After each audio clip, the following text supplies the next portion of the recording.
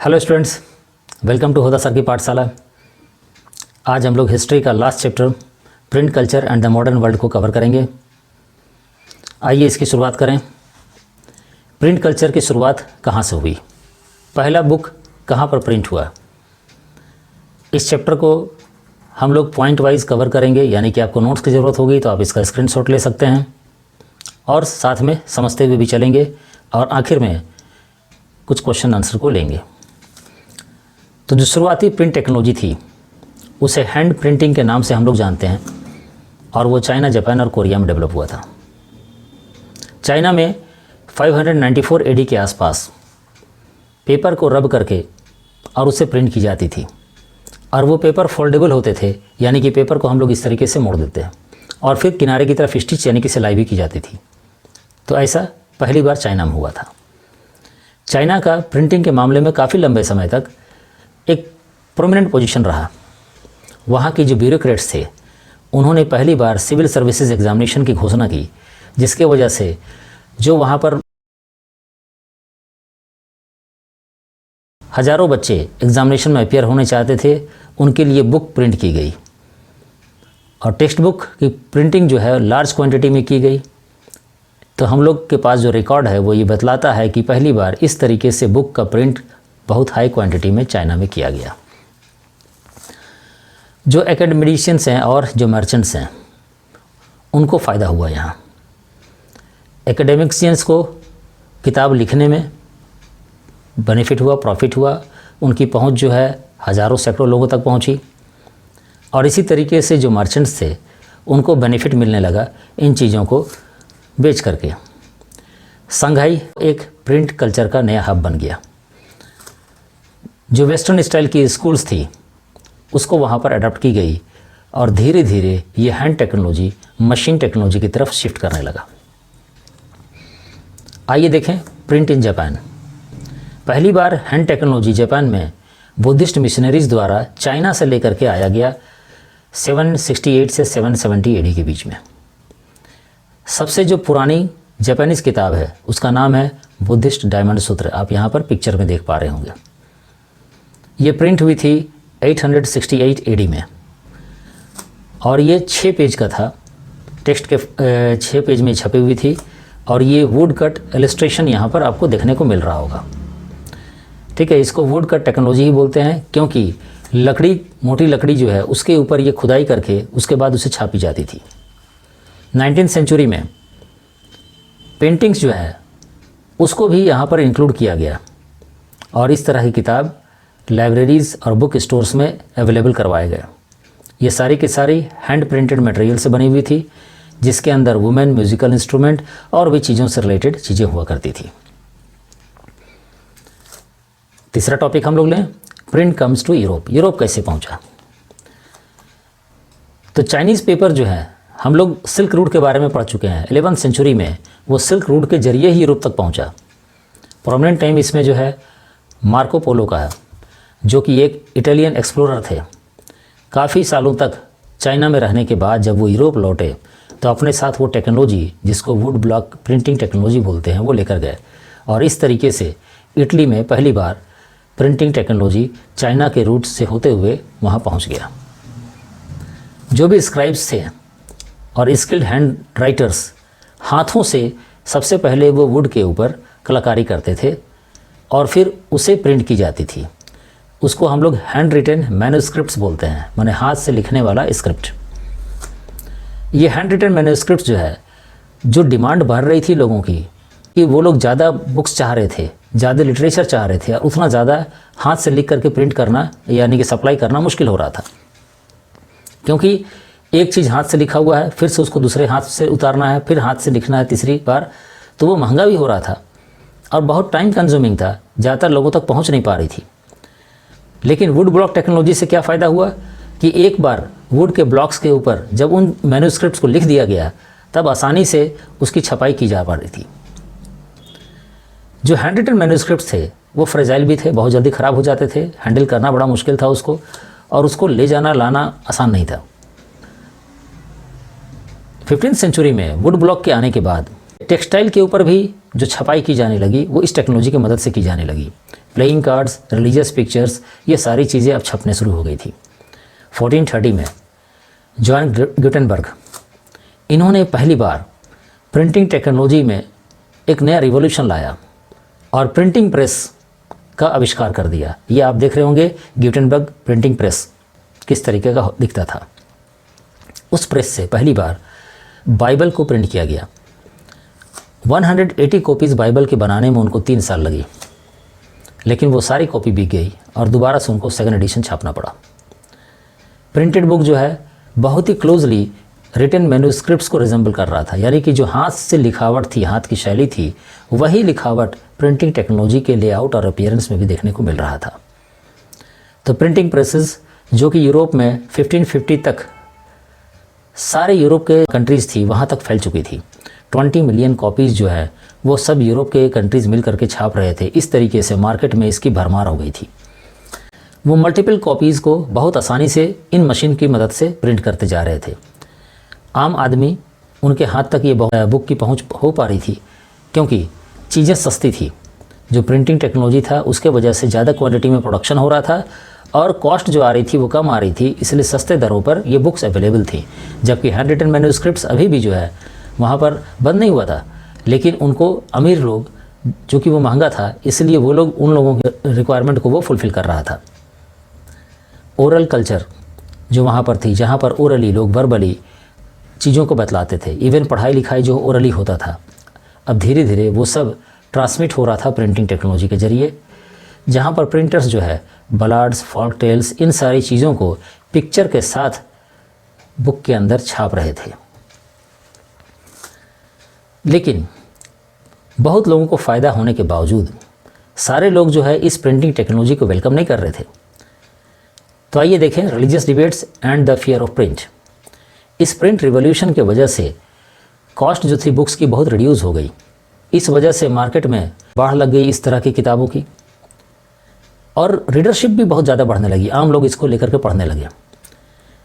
लेकिन ये एक नया किस्म का डिबेट और डिस्कशन को जन्म दे रहा था। नया प्रिंटेड लिटरेचर जो है वो कई लोगों का क्रिटिसिज्म का कारण बन रहा था। यानी पहले जो चीज़ें वर्बली बात होती थी, अब वो लिख करके हज़ारों लोगों के बीच में पहुंच रही थी। लोग उसे पढ़ रहे थे और उसके ऊपर चौक चौराहा पर डिस्कशन कर रहे थे, लोग डिबेट कर रहे थे उसके ऊपर। जो रिलीजियस रिफॉर्मर्स थे जैसे कि मार्टिन लूथर, उन्होंने 95 थीसिस लिख दी थी क्रिटिसाइज़ करते हुए उस वक्त जो रोमन कैथोलिक चर्च की बातें थी उसको। हम लोगों को मालूम है कि धर्म के हिसाब से लोग अपने अपने तरीके से इंटरप्रिटेशन करते हैं चीज़ों का। मुस्लिम धर्म के लोग जो है कुरान को लेकर के अपना इंटरप्रिटेशन करते हैं, कई बार उसमें डिफरेंस आता है। हिंदू धर्म के लोग गीता पुराण को लेकर जो इंटरप्रिटेशन करते हैं उसमें फ़र्क आ जाता है। इसी तरीके से क्रिश्चियंस जो वहाँ पर थे, रोमन कैथोलिक चर्च के लोग जो इंटरप्रिटेशन कर रहे थे किताबों का, धर्म का, बाइबल से रिलेटेड चीज़ों का, मार्टिन लूथर वो उनसे सहमत नहीं थे। तो उन्होंने अलग किस्म की इंटरप्रिटेशन निकाली, उसके ऊपर थीसिस लिखा। लूथर की राइटिंग जो है बहुत ज़्यादा लोगों तक पहुंची, जो कि बहुत ज़्यादा क्वांटिटी में चीज़ें पब्लिश हुई और इस तरीके से चर्च के बीच में भी डिवीज़न हो गया और वहीं से एक नया प्रोटेस्टेंट क्रिश्चियनिटी के बीच में से निकल करके आ गया। जो पहले केवल रोमन कैथोलिक चर्च था, अब एक प्रोटेस्टेंट चर्च भी चला आया और एक नया रिफॉर्मेशन आया। बहुत सारे स्कॉलर्स जो थे वो ये सोचते थे कि प्रिंट के वजह से नया इंटेलेक्चुअल एटमॉस्फेयर बनेगा, पढ़े लिखे लोग जो है नए किस्म के समाज को बनाएंगे और वो इसमें सुधार भी लाएंगे।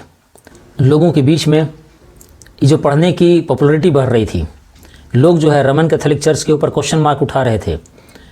इस वजह से रोमन कैथोलिक चर्च जो है वो कई किताबों के ऊपर प्रोहिबिशन लगा दिया, उसके ऊपर रोक लगा दिया। उसने इंडेक्स बनाया जो प्रोहिबिटेड बुक की थी कि कौन कौन सी बुक जो है वो मार्केट में नहीं बिक सकती है, क्योंकि हम लोगों ने पढ़ा है कि किस तरीके से चर्च जो है उनका पोजीशन बहुत हाई था।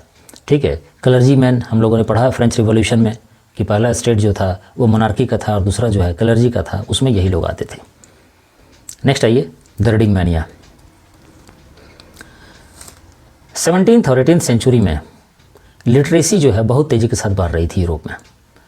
चर्चेज़ अलग अलग गांव और शहरों में स्कूल्स और इस तरह की चीज़ों को इस्टेब्लिश कर रहे थे, जहां पर किसान जो हैं वो आर्टिशियंस हैं, उन लोगों को पढ़ाया लिखाया जा रहा था। उसका फ़ायदा मिला।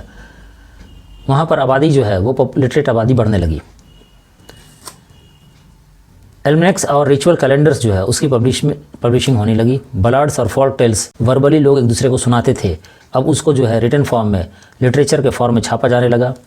इंग्लैंड में पेनी चेक बुक, पेनी बोलते हैं सबसे छोटा अमाउंट जो होता है किसी भी करेंसी का, जैसे हमारे यहाँ रुपया के बाद पैसा है तो हम लोग एक पैसा बोलते हैं, पहले पुराने ज़माने में एक आना चला करता था, तो इसी तरीके से छोटी करेंसी जो है उसे पेनी बोलते हैं। तो एक पेनी में छोटी सी किताब पॉकेट साइज़ की बुक होती थी जिसको चैप बुक बोलते हैं, वो बिकना शुरू हो गया इंग्लैंड में, और उसे जो है पेडलर्स जो घूम घूम कर किताबें बेचते हैं वो बेचा करते थे। लेकिन जो पेडलर्स इन पेनी चैप बुक को बेचते थे उसे चैपमैन कहा जाता था। एमसीक्यू में क्वेश्चन पूछ सकता है, ये सबको याद कर लीजिएगा। और इस तरीके से जो बहुत गरीब लोग थे जो पहले अफोर्ड नहीं कर पाते थे, एक पेनी अफोर्ड करना उनके लिए बहुत आसान हो गया। लोग ये बिलीव करने लगे कि बुक्स जो है पूरी दुनिया को चेंज करके रख देगा, सोसाइटी को वो लिबरेट करेगा। और डिस्पोटिज्म बोलते हैं उस तरह का शासक जिसके पास अथाह पावर होता है, पता नहीं कितना पावर वो ले सकते हैं, तो उसको डिस्पोटिज्म बोलते हैं। तो वो लोग भी परेशान थे डिस्पोटिज्म से, टायरनी से परेशान थे, जो राजा का बेटा राजा हो जाता था और फिर लोगों पर जुल्म करता था। तो इन लोगों को ये उम्मीद थी कि ये सारे लोग जो है इस टेक्स्ट बुक की वजह से आने वाले टाइम में हटाए जाएंगे और यहाँ पर पढ़े लिखे लोगों का शासन होगा। Tremble therefore tyrants of the world. 18वीं सेंचुरी के बीच में बुक्स को एक बहुत ही वाइटल टूल के तौर पर देखा जाने लगा और ये माना जाने लगा कि तरक्की और इनलाइटमेंट के लिए एक इम्पॉर्टेंट माध्यम है ये। लुइस सेबेस्टियन मर्सियर, इन्होंने 18वीं सेंचुरी में जो एक फ्रेंच नॉवेलिस्ट थे ये, उन्होंने एम्फेसाइज़ किया और इम्पोर्टेंस बताया प्रिंटिंग प्रेस का, और वो ये बोलते हैं कि इसके अंदर एक बहुत ही ज़्यादा पोटेंशियल फोर्स है लोगों की ओपिनियन को बेहतर बनाने में और डिस्पोटिज्म को चैलेंज करने में। डिस्पोटिज्म फिर से वहाँ के जो राजा वाले शासन थे उसके बारे में बात हो रही है। Then is print culture and the French revolution.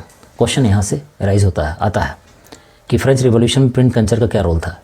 तो फ्रेंच रिवॉल्यूशन हम लोग पढ़ चुके हैं। यहाँ लोग ये बतला रहे हैं कि प्रिंट कल्चर जो है वहाँ पर एक बेहतर माहौल बनाने में कामयाब हो गया, जिसके वजह से फ्रेंच रिवॉल्यूशन इनकर्ड हुआ। यानी बहुत सारे रीज़न में ये एक बहुत ही इंपॉर्टेंट रीज़न था। थिंकर्स जो थे उनको ये नॉलेज प्रदान कर रहा था, एनलाइटमेंट दे रहा था। जो लिखने वाले लोग थे वो लोग चर्च के ऊपर और जो वहाँ की डेस्पोटिज्म गवर्नमेंट थी उसके ऊपर अटैक कर रहे थे। वो बतला रहे थे कि किस तरीके से जो सोशल ऑर्डर है वो डिस्क्रिमिनेटरी है। First state, second state, third state हमने पढ़ा था उसके बारे में।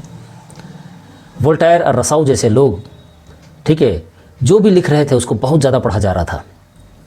सारे वैल्यूज़, नॉर्म्स और इंस्टीट्यूशंस जो हैं उनका रिवैल्यूएशन किया जा रहा था, उनकी क्रिटिसिज्म हो रही थी, रैशनल बेसिस पर उनको परखा जा रहा था। और इस तरीके से 1780 तक लिटरेचर जो है वो रॉयल्टी वहाँ पर थे, यानी कि राजशाही जो थी उसको मॉरलिटी के बेसिस पर क्रिटिसाइज़ करने का एक बहुत इंपॉर्टेंट माध्यम बन गया।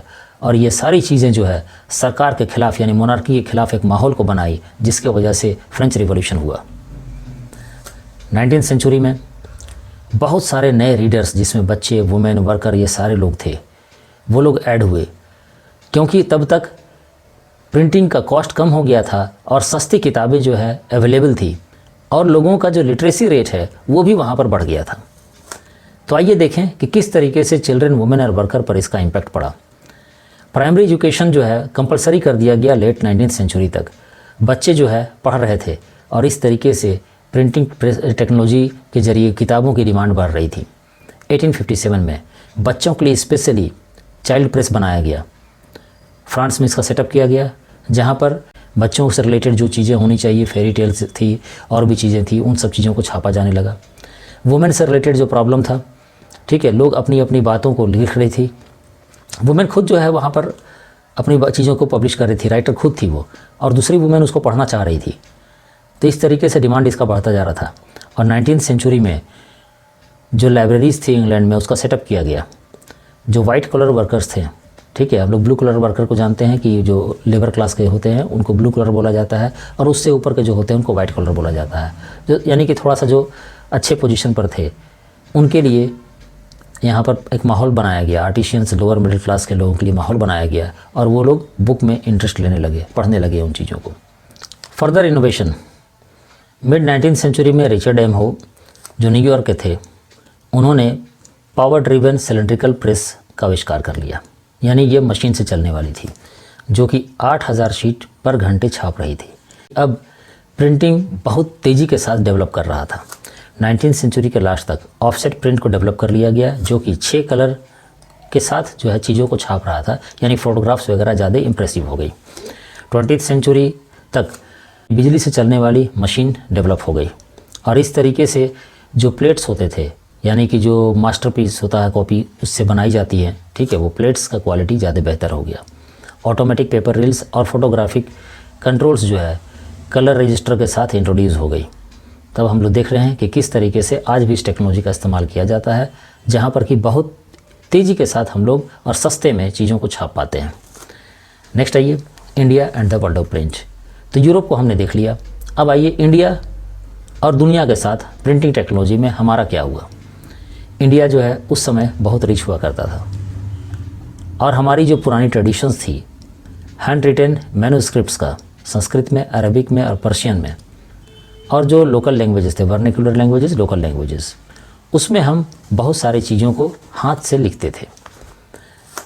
पाम लीव्स में और जो हैंडमेड पेपर थे उसके ऊपर ये राइटिंग्स हुआ करती थी। इनको बचा कर रखने के लिए लकड़ी के कवर दोनों तरफ से प्रेस कर दिए जाते थे ताकि उसे ज़्यादा समय तक बचा कर रखा जा सके। लेकिन ये सारी चीज़ें बहुत ही एक्सपेंसिव थी, फ्राजिल भी थी, बहुत जल्दी इनमें टूट फूट जाता था और ठीक से दिखलाई नहीं पड़ता था, ठीक है, फेड कर जाता था उसका कलर। तब इंडिया में प्रिंट बहुत लेट से आया। मिड 16th सेंचुरी में पहला प्रिंटिंग प्रेस गोवा में पुर्तगालीज मिशनरीज लेकर के आए। गोवा में उस वक्त पुर्तगाल का ही शासन था। कैथोलिक प्रीस्ट जो है वो पहली बार यहाँ पर तमिल बुक को छापे 1879 में। इंग्लिश प्रेस इंडिया में देर से आया, लेट 17th सेंचुरी में। ईस्ट इंडिया कंपनी जो है, चूँकि इंग्लैंड में रिवॉल्यूशन हो गया था, वहाँ पर प्रिंटिंग टेक्नोलॉजी आ चुकी थी, वो लेकर के यहाँ पर आए थे। जेम्स अगस्टस हिकी, इन्होंने वीकली मैगजीन छापा जिसको हम लोग बंगाल गज़ेट के नाम से जानते हैं। तो इंडिया में पहला वीकली मैगजीन बंगाल गज़ेट ही था, इसको अंडरलाइन कर लीजिएगा और देख लीजिएगा आप। 18th सेंचुरी के लास्ट में बहुत सारे न्यूज़पेपर और जर्नल्स जो है वो प्रिंट होना इंडिया में शुरू हो गई। नेक्स्ट आइए, religious reform and public debates. 19th century के शुरुआत में इंडिया में भी रिलीजियस इश्यूज़ के ऊपर डिबेट शुरू हो गई। यूरोप में हम लोगों ने देखा था कुछ लोग यहाँ पर जो है एग्जिस्टिंग प्रैक्टिसेस, उस वक्त की जो अलग अलग धर्मों की प्रैक्टिसेस थी, मुस्लिम्स में हो, हिंदुओं में हो, उसको क्रिटिसाइज़ करने लगे और कैंपेन चलवाने लगे रिफॉर्म के लिए, सुधार के लिए। पब्लिक ट्रैक्ट्स और न्यूज़पेपर जो है बहुत तेज़ी से इन आइडियाज़ को लोगों तक पहुंचा रही थी। पहले जो वर्बल कम्युनिकेशन होता था उसके ज़रिए लोगों तक ज़्यादा बात पहुंच नहीं पाती थी। इंडिया के प्रोमिनेंट समाज सुधारक राजा राम मोहन राय, उन्होंने संबंध कौमुदनी जो 1821 में पब्लिश किया, उसके ज़रिए अपनी बात को वो रख रहे थे। लेकिन उनके खिलाफ जो पुराने विचारों वाले हिंदू ऑर्थोडॉक्सी थे, वो लोग समाचार चंद्रिका लेकर के आए और राजा राम मोहन राय की जो ओपिनियन थी उसको, उसके अगेंस्ट चीज़ों को छापने लगे। 2 पर्शियन न्यूज़पेपर भी इस वक्त पब्लिश हो रही थी, जामे जहाँ नामा और शमसुल अकबर 1822 में। नॉर्थ इंडिया में उलेमाज बोलते हैं मुस्लिम लॉ के जानकार धर्मगुरु जो होते हैं उनको। इन लोगों को भी अंदर से डर लगने लगा कि अंग्रेज़ जो यहाँ पर पब्लिशिंग हाउस लेकर के आए हैं उसके वजह से ऐसा ना हो कि लोग जो है क्रिश्चियनिटी की तरफ आकर्षित हो जाएं। इसलिए वो लोग भी पर्शियन और उर्दू ट्रांसलेशन जो है करने लगे होली अपने स्क्रिप्ट्स का, यानी कि जो भी किताबें अरबी में लिखी हुई होती थी जिनको लोग समझ नहीं पाते थे, उसका यहाँ पर ट्रांसलेशन छापने लगे। वो अपनी जो रिलीजियस टेक्स्ट हैं उनको छापने लगे और न्यूज़पेपर भी छापने लगे, और ये सारी बहुत सस्ती लिथोग्राफिक प्रेसेस के ज़रिए की जाने लगी। पहला प्रिंटेड एडिशन रामचरितमानस का 16th सेंचुरी में कलकत्ता में 1810 में छापा गया। जैसे जैसे लोग लिटरेट हो रहे थे, लिटरेसी रेट बढ़ रही थी, नॉवेल्स, लिरिक्स, शॉर्ट स्टोरीज़ और एसेज जो हैं पॉलिटिकल और सोशल इश्यूज़ के ऊपर ये सब चीज़ें इंडिया में छपने लगी। लोगों के अंदर इसका डिमांड बढ़ने लगा। 19वीं सेंचुरी के अंत तक विजुअल इमेजेस जो है उसको भी रिप्रोड्यूस किया जाने लगा, मल्टीपल कॉपीज़ उसकी बनाई जाने लगी। पेंटर्स जैसे कि राजा रवि वर्मा, इनकी जो इमेजेस थी बहुत ही ज़्यादा सर्कुलेट की जाती थी। ठीक है, खास करके भगवान का जो फोटोग्राफ्स वगैरह होता था, लोग उसको कैलेंडर के फॉर्म में छापते थे, उसमें अपना प्रचार भी करते थे। नेक्स्ट आइए वुमेन एंड प्रिंट। तो जैसा कि हम लोग जानते हैं कि वुमेन को उस वक्त जो है इतनी आज़ादी नहीं थी, पढ़ने लिखने की आज़ादी नहीं थी। अलग अलग तरह के लोग अलग अलग अपनी बात को रखते थे, लेकिन जो लिबरल हस्बैंड और फादर्स थे वो लोग अपने फीमेल को घरों में ही पढ़ाना शुरू कर दिए। कुछ लोग स्कूल भेजना शुरू किए। बहुत सारी जर्नल्स उस वक्त आ गई जो स्पेशली वुमेन के द्वारा लिखी जाने लगी कि क्यों वुमेन को एजुकेट करना ज़रूरी है, और वुमेन की जो प्रॉब्लम आती थी उसको वो वहाँ पर दिखलाती थी, बतलाती थी, और वुमेन उसे पढ़ना भी चाहती थी। जो कंजर्वेटिव हिंदू थे ये वो मानते थे कि अगर लड़कियाँ पढ़ लिख जाएंगी तो वो विडो हो जाएगी, विधवा हो जाएंगी, जबकि मुस्लिम ये डरते थे कि अगर लड़कियाँ पढ़ जाएंगी तो उर्दू रोमांसेस की स्टोरीज़ पढ़ेंगी और वो उनकी कैरेक्टर जो है वो गड़बड़ा जाएगी। रससुंदरी देवी, उसने अपना ऑटोबायोग्राफी लिखा, मैंने खुद के ऊपर जो गुजरा हुआ चीज़ था उसको खुद से वो लिखी, अमर जीवन, और उसे पब्लिश किया। ये बंगाली लैंग्वेज में पब्लिश होने वाला पहला ऑटोबायोग्राफी था।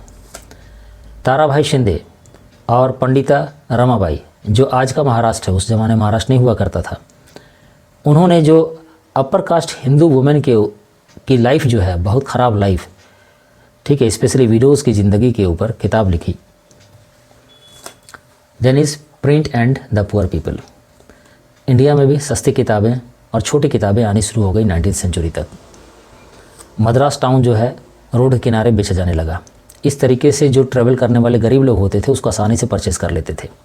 पब्लिक लाइब्रेरी सेटअप होने लगी अर्ली 20वीं सेंचुरी में। ये ज़्यादातर लाइब्रेरी सिटीज़ और टाउन्स में ही लोकेटेड थी, या फिर वैसे गाँवों में जहाँ पर लोग थोड़े से पैसे वाले थे, आमदनी जहाँ पर थी। सोशल रिफॉर्मर्स और जो नोबेल प्लेड करते थे यहाँ पर लोग, वो ज़िंदगी जो औरतों की होती थी और जो इमोशंस होती थी उसको छाप रहे थे। अर्ली 20वीं सेंचुरी में वुमेन ऑथर्ड और वुमेन एडिटेड जर्नल्स जो है वो भी पब्लिश होनी शुरू हो गई, यानी कि वुमेन जो है एक्टिवली पार्टिसिपेट करने लगी प्रेस के साथ। Next is print and censorship. India में कॉलोनियल रूल जो थी, ईस्ट इंडिया कंपनी, वो परेशान हो गई क्योंकि अब उनके खिलाफ भी चीज़ें छपने लगी थी। 1820 में कर्नाटका सुप्रीम कोर्ट जो है वो कुछ रेगुलेशन पास किया जिसके ज़रिए न्यूज़पेपर की पब्लिकेशन के ऊपर कुछ रोक लगा दी गई। बाद में बहुत ज़्यादा मजबूर किया गया जब उनको पिटीशन दी गई। पिटीशन बोलते हैं एक फॉर्मल तरीके से, कानूनी तरीके से एप्लीकेशन देने को। तो इंग्लिश और जो लोकल न्यूज़पेपर थी, गवर्नर जनरल बेंटिंग जो कि थोड़ा सा लिबरल थे, वो अलाउ कर दिए, ठीक है, कि हम जो है प्रेस के जो लॉज हैं उसको थोड़ा सा रिवाइज़ कर देंगे, यानी उसको ज़रा सा कमज़ोर कर देंगे। लेकिन 1857 के रिवोल्ट के बाद दोबारा से प्रेस की फ्रीडम के ऊपर रोक लगा दी गई, यानी कि उसको कर्टेल कर दिया गया। 1878 में वर्नेकुलर प्रेस एक्ट पास किया गया जो कि आयरिश प्रेस लॉ के ऊपर आधारित था, जहां पर प्रेस को सेंसर कर दिया गया और ये बोला गया कि किसी भी तरह का खबर जो गवर्नमेंट से रिलेटेड होगी वो उनके परमिशन के बगैर नहीं छप सकती है। 1907 में पंजाब के रिवोल्यूशनरीज़ जिसमें बाल गंगाधर तिलक थे, उन्होंने पंजाब केसरी नाम का अखबार पब्लिश किया, ठीक है, जिसके वजह से उनको 1908 में जेल हो गई। तो ये था आपका print culture and the modern world. आइए क्वेश्चन आंसर को देखने के पहले आपसे एक बार रिक्वेस्ट है कि आप हमारे चैनल को लाइक करें और सब्सक्राइब कर लें। सबसे पहले हम लोग CBSE द्वारा SQP 2025 में जो क्वेश्चन पूछा गया था उसे कंसिडर करेंगे यहाँ पर। By the 17th century, as urban culture bloomed in China, the use of print diversified. Explain the statement by giving suitable examples. तो हम लोग को मालूम है कि 17th century में चाइना में किस तरीके से प्रिंटिंग टेक्नोलॉजी जो है वो ब्लूम की। तो हाँ, इसको हम लोग पॉइंट वाइज लिखेंगे। सबसे पहला पॉइंट कि मर्चेंट जो है इस प्रिंट को किस तरीके से यूज़ किए, इसका ट्रेड किए, ये इन्फॉर्मेशन कलेक्ट करके उसे जो है एक से दूसरी जगह पर पहुंचाए भी। पीपल रीड इन लीजर, खाली समय में लोग जो है पढ़ाई की तरफ आकर्षित हुए। सस्ता होने की वजह से अब आम आदमी भी इसे पढ़ना शुरू कर दिया। थर्ड पॉइंट है women began to read and write. औरतें भी अब पढ़ना लिखना चालू कर दी थी, वो भी अपने हक को लेकर के आगे बढ़ रही थी। वो जो है किताबों में को लिखने लगी, इवन पब्लिश भी करने लगी। पोइट्री, प्लेज, ये सारी चीज़ें वो खुद से पब्लिश कर रही थी। New readers preferred new type of book. नए नए रीडर्स थे और वो नए नए किस्म की बुक को प्रीफर कर रहे थे, जिसमें फिक्शन, पोइट्री, ऑटोबायोग्राफीज़, एंथोलॉजीज़ और रोमांटिक प्लेज वगैरह थी। Second question, print culture created the condition with in the which French revolution occurred. Explain, यानी इस स्टेटमेंट को एक्सप्लेन करना है कि प्रिंट कल्चर जो है वो एक बेहतर कंडीशन देता है फ्रेंच रिवॉल्यूशन को इनकर्ड होने में। तो हम लोग इसके बारे में पहले भी डिस्कस कर चुके हैं। यहाँ पर हम लोग पॉइंट वाइज लिखेंगे कि प्रिंट की वजह से जो है एनलाइटमेंट थिंकर्स जो है उनके आइडियाज़ ज़्यादा पॉपुलर हुए, लोगों तक पहुँचे ज़्यादा क्वांटिटी में। दूसरा पॉइंट दे सकते हैं हम लोग कि प्रिंट जो है नया कल्चर, डायलॉग और डिबेट का क्रिएट कर रहा था। लोग जो है उन बातों को जगह जगह डिबेट कर रहे थे। और 1780 तक लिटरेचर जो है वो रॉयल्टी को क्रिटिसाइज़ करना शुरू कर दिया on the basis of morality, और यही मेन वजह रहा कि फ्रेंच रिवॉल्यूशन एनकर्ड हुई। नेक्स्ट क्वेश्चन है, print did not only stimulate the publication of conflicting opinion among communities but also connected communities and people in different part of India. Elucidate. तो यहाँ पर हम लोग आंसर दे सकते हैं कि ये एक नए आइडियाज़ को एक्सप्रेस करने का प्लेटफॉर्म प्रोवाइड करता था। चीज़ें सस्ती हो गई थी, किताबें सस्ती हो गई थी, इसलिए ये सिंपलेस्ट वे ऑफ कम्युनिकेशन हो गया था। प्रॉब्लम्स जो इंडिया के मास का था, ज़्यादातर लोगों का था, जहाँ तक लोग एक दूसरे से कम्युनिकेट नहीं कर पा रहे थे, इन प्रॉब्लम को वो सामने ले आया और एक साथ जो है सैकड़ों लोगों तक अपनी बातों को पहुँचा पाया। लोग अपनी बात लिख भी रहे थे, छप भी रही थी न्यूज़पेपर के ज़रिए। बहुत सारे रिलीजियस बुक्स जो हैं वो इंडियन मास तक ट्रांसमिट हुआ। लास्ट क्वेश्चन है, why did some people fear the effect of easily available printed book. Choose one example from Europe and one from China. तो हम लोग देखें कि किस तरीके से यूरोप में जो वहाँ की मोनार्की थी और जो क्लर्जी मैन थे वो डर रहे थे, क्योंकि उनके खिलाफ जो है बातें लिखी जा रही थी। इंडिया में ईस्ट इंडिया कंपनी उनका क्रिटिसिज्म हो रहा था, इसलिए ये डर रही थी और ये लोग जो है इसके ऊपर पाबंदी लगाने की कोशिश कर रहे थे। लेकिन जो यहाँ पर क्रिटिसाइज़ करने वाले लोग थे उनकी बातें बहुत तेज़ी के साथ फैल रही थी और ज़्यादा लोगों तक पहुँचा रही थी। एग्जाम्पल के तौर पर यूरोप में जो भी राइटिंग्स थी, ठीक है, उसके वजह से फ्रेंच रिवॉल्यूशन हुआ। जो वहाँ पर रिवॉल्यूशनरीज थे वो अपनी बात को अच्छी तरीके से और ज़्यादा लोगों के साथ और कम समय पर पहुँचा पाए। चर्च की जो टीचिंग्स थी उसके ऊपर डिबेट हुआ। तो जैसा कि हम लोगों ने पढ़ा उसके पहले कि किस तरीके से जो है प्रोटेस्टेंट ग्रुप का जो है वो नया उदय हो गया। इंडिया में भी जो है इसी तरीके के रिलीजियस टेक्स्ट वर्नेकुलर लैंग्वेजेस में, लोकल लैंग्वेजेस में छप करके आने लगी और इसके ऊपर डिबेट होने लगा। जो भी पुरानी प्रैक्टिसेस थी जो अच्छी नहीं थी, जैसे कि सती और विडो मैरिज वगैरह का इशू, वो सब जो है लोगों तक पहुंचने लगा और जो रिफॉर्मर्स थे जिनको पहले इतनी ज़्यादा सपोर्ट नहीं मिल पा रही थी, अब उनको बेहतर सपोर्ट मिल पा रहा था। इस तरीके से बहुत ज़्यादा डेवलपमेंट जो है, सुधार जो है हम लोग इस फील्ड में देख पाए।